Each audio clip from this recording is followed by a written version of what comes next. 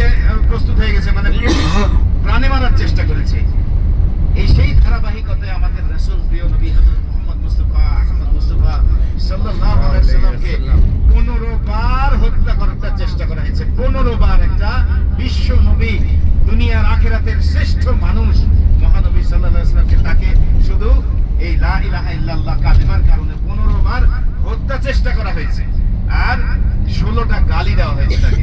16টা গালি দেওয়া হয়েছে।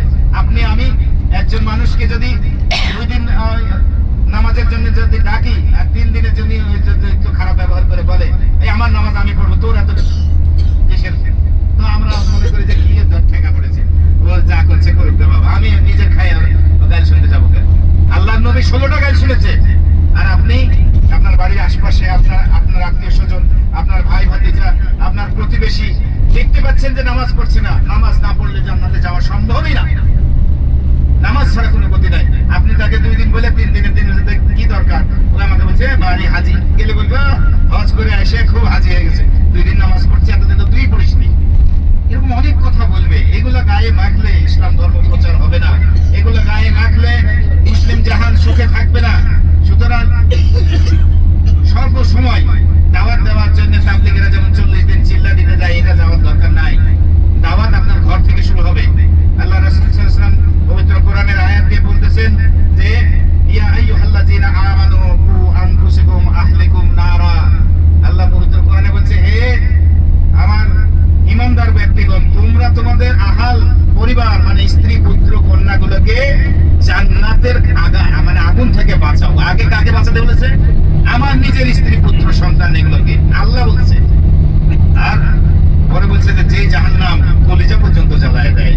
নাউযুবিল্লাহ মিন যালিক। আল্লাহ আমাদেরকে রহম করুক। তো আমাদের আগে প্রথম দাওয়াত হবে আমাদের স্ত্রী, আমাদের কন্যা, আমাদের পুত্র, এরপরে আমার ভাই ভাতিজা আত্মীয় স্বজন যা আছে, আত্মীয় স্বজন বলতে পারে যা বলছি, এই জায়গা থেকে আগে দাওয়াত শুরু করবেন।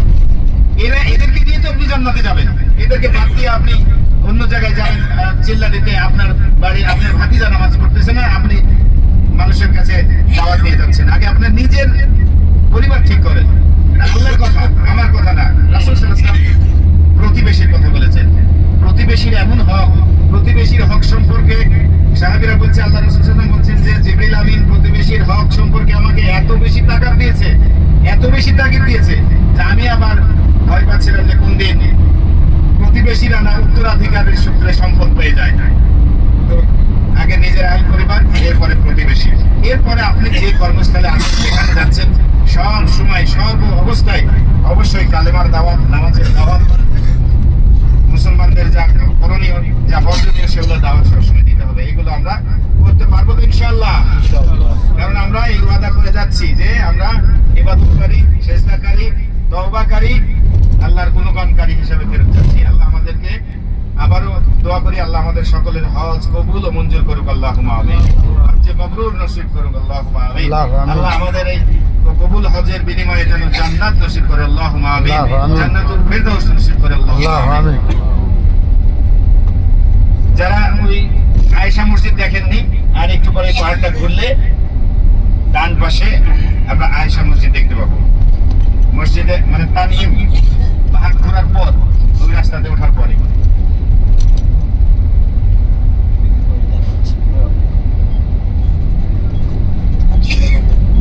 ওই যে দেখা যাচ্ছে, ওই যে সামনে দেখা যাচ্ছে, সেটাই হচ্ছে আয়েশা মসজিদ। এই পর্যন্ত হারামের সীমানা। ওইদিকে যেমন কোরআনের রেহিলে দিয়ে এদিকে হচ্ছে আয়েশা মসজিদের এখানেই লেখা আছে ইট অফ দি হারাম, আর ওদিক থেকে লেখা আছে স্টার্ট অফ দি হারাম। ওই যে ছোট ফাউন্টেন, ওখান থেকে দেখতে পাবো।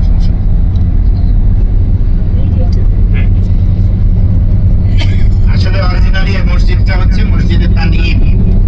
আমাদের আবু বকর সিদ্দিক রাদিয়াল্লাহু তাআলা আনহুর শ্বশুরের পরিবার মা আয়েশার, এই যে ডান পাশে মা আয়েশার নানির বাড়ির পরিবার, মানে তানিম গোত্র এখানে বাস করত। তো তানিম গোত্র বাস করার কারণে এই জায়গার নাম ছিল তানিম, বনু তানিম।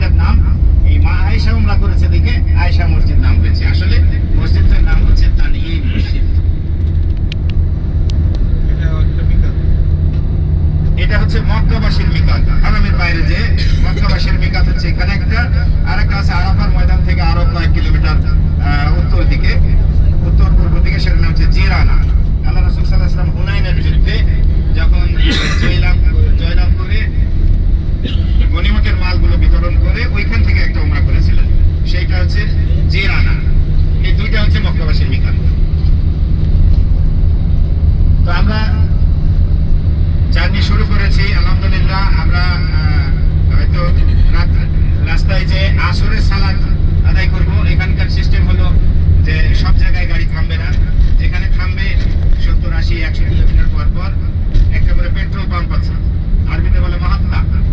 মাহাত্তাতে থামলে মাহাত্তাতে নামাজের জায়গা আছে, খাবারের জায়গা আছে এবং হচ্ছে যে ওরা তেল টেল দিবে। এই জায়গাতে থামলে আমাদের নামাজের ব্যবস্থা আছে। মসজিদ কোনোটা ভালো, কোনোটা একটু কমা এরকম। এরপরে আমরা মাগরিবের সময় বা এশার সময় মাগরিব এশা একসাথে করে নেব। আসরের সময় শুধু আসরটা করব, আর মাগরিব এশা মানে যখন যে পরিস্থিতি সেই পরিস্থিতিতেই আমরা ওইখানে যে